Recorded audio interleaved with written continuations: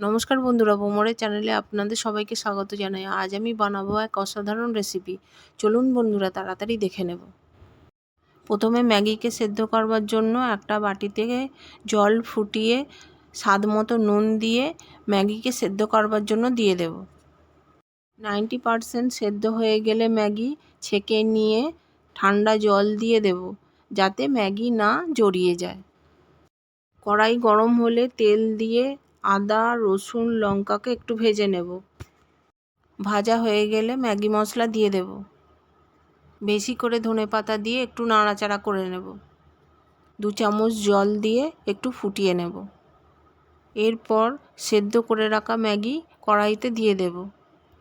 মশলার সাথে ভালো করে মিশিয়ে নিয়ে লেবুর রস দিয়ে আরও একটু মিশিয়ে নেব। দেখুন বন্ধুরা, কত সুন্দর কালার হয়েছে।